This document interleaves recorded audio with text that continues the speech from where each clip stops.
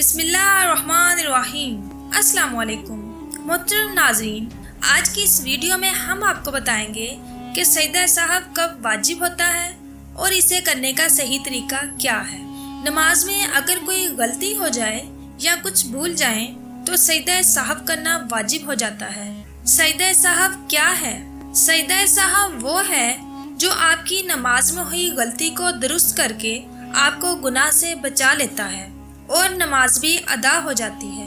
مثلاً فرض نماز میں آپ سورہ فاتحہ کے بعد سورت پڑھنا بھول گئے اور رکوع میں چلے گئے تو سجدہ سہو کرنے سے نماز ادا ہو جائے گی۔ اسی طرح 4 رکعت نماز میں 2 رکعت نماز کے بعد اتحیات پڑھنا بھول جائیں تو بھی سجدہ سہو کرنا واجب ہوگا۔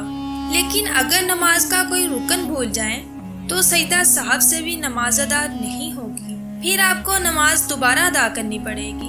مثال کے طور پر آپ نماز میں رکوع کرنا بھول گئے اور سیدھا سجدے میں چلے گئے، پھر آپ کو بعد میں خیال آیا کہ میں نے 1 رکعت میں سجدہ ہی نہیں کیا، تو پھر سجدہ سہو سے بھی نماز ادا نہیں ہوگی اور آپ کو نماز دوبارہ ادا کرنی پڑے گی۔ اب ہم آپ کو بتائیں گے سجدہ سہو کا طریقہ کیا ہے۔ نماز کی چاہے کسی بھی رکعت میں آپ سے غلطی ہوئی ہو، آپ اپنی نماز کنٹینیو رکھیں گے اور آخری رکعت میں سجدہ سہو کریں گے۔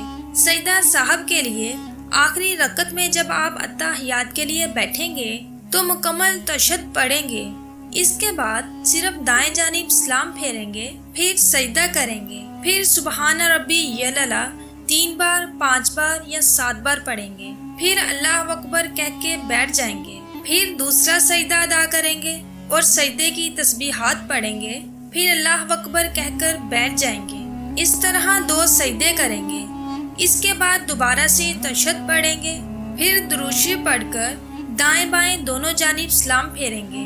اس طرح آپ کا سجدہ سہو ہو جائے گا۔ امید ہے اس ویڈیو میں آپ کو سجدہ سہو کا طریقہ سمجھ آ گیا ہوگا۔